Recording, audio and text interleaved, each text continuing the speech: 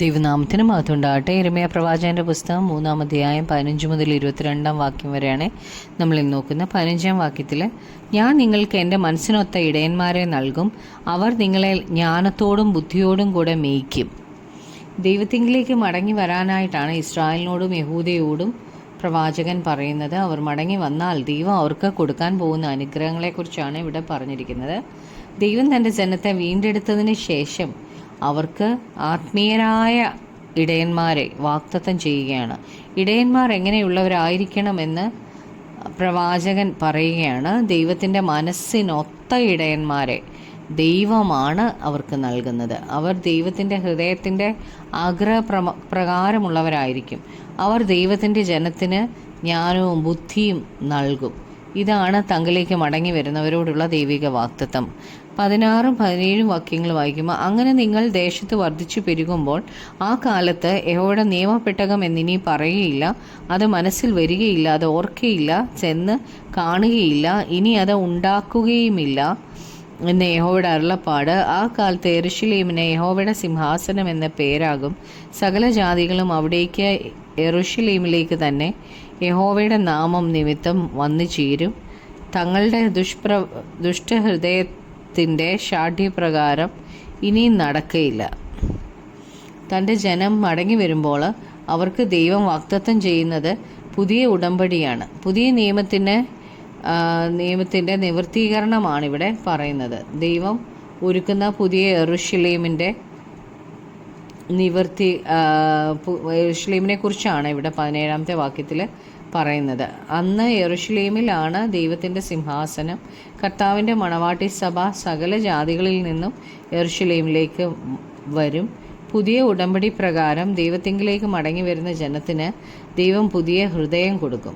Ezekiel 36-26-27 വാക്യങ്ങളിൽ ഇതേക്കുറിച്ച് പറഞ്ഞിട്ടുണ്ട്. ഞാൻ നിങ്ങൾക്ക് പുതിയൊരു ഹൃദയം തരും, പുതിയൊരു ആത്മാവിനെ ഞാൻ നിങ്ങളുടെ ഉള്ളിലാക്കും, കല്ലായുള്ള ഹൃദയം ഞാൻ നിങ്ങളുടെ ജഡത്തിൽ നിന്ന് നീക്കി മാംസമായ ഉള്ള ഒരു ഹൃദയം നിങ്ങൾക്ക് തരും. ഞാൻ എൻ്റെ ആത്മാവിനെ നിങ്ങളുടെ ഉള്ളിലാക്കി നിങ്ങളെ എൻ്റെ ചട്ടങ്ങളിൽ നടക്കുമാറാക്കും. നിങ്ങൾ എൻ്റെ വിധികളെ പ്രമാണിച്ച് അനുഷ്ഠിക്കും. 18-ാമത്തെ വാക്യത്തിൽ,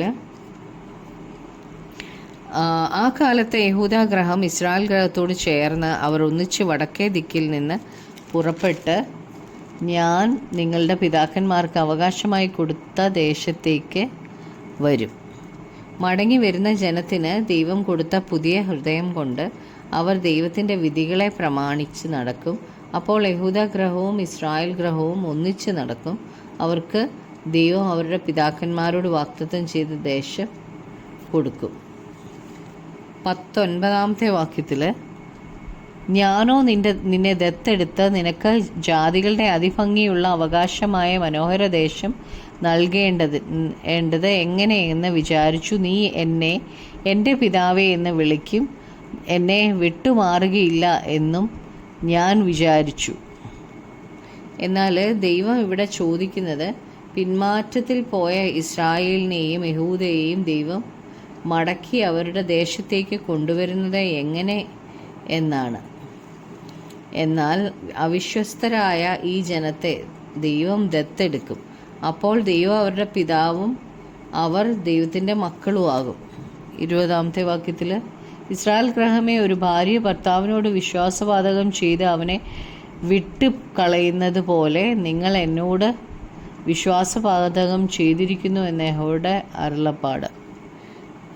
എന്നാൽ ഇസ്രായേൽ ഗ്രഹവും യഹൂദാ ഗ്രഹവും അവിശ്വസ്തയായ ഭാര്യ ഭർത്താവിനെ വിട്ട് പോകുന്നത് പോലെ വിശ്വാസവഞ്ചന കാണിച്ചിരിക്കുകയാണ്.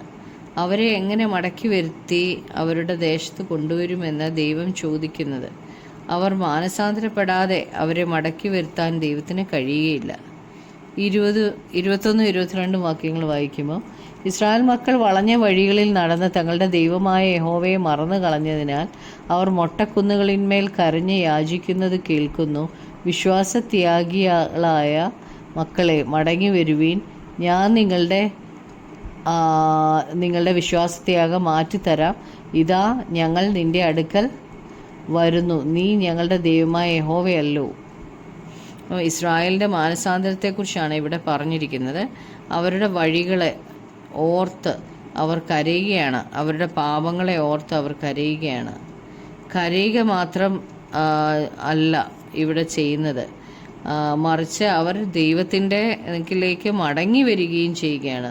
നമ്മുടെ പാപത്തെ ഓർത്ത് കരഞ്ഞത് കൊണ്ട് മാത്രം കാര്യമില്ല, നമ്മുടെ പാപവഴികൾ വിട്ട് ദൈവത്തിങ്കിലേക്ക് നാം തിരിയുകയും കൂടെ വേണം. നിനവായിലെ ജനം അവരുടെ ദുർമാർഗങ്ങളെ വിട്ടുതിരിഞ്ഞു എന്ന ദൈവം അവരുടെ പ്രവൃത്തികളാൽ അറിഞ്ഞു. ഇസ്രായേൽ ജനം തങ്ങളുടെ പാപം നിമിത്തം കരയും.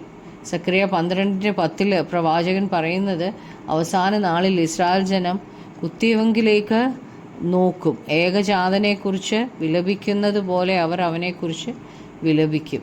അവർ കരഞ്ഞ് മാനസാന്തരപ്പെടും. നമുക്ക് പ്രാർത്ഥിക്കാം. കർത്താവായ യേശുവേ, അപ്പാ, ഞങ്ങളുടെ പിന്മാറ്റത്തെ ചികിത്സിക്കണമേ. ആദ്യ സ്നേഹത്തിലേക്ക് കടന്നു വരുവാൻ കർത്താവ് ഞങ്ങളെ സഹായിക്കണേ. അങ്ങയുടെ കർത്താവെ, അങ്ങേ ഹൃദയപൂർവ്വം സ്നേഹിക്കുവാനും അങ്ങയുടെ സന്നിധി വിശ്വസ്തയോടെ നിൽക്കുവാനും ഞങ്ങളെ സഹായിക്കണേ. യേശു ക്രിസ്തുവിൻ്റെ നാമത്തിൽ തന്നെ, ആമേൻ.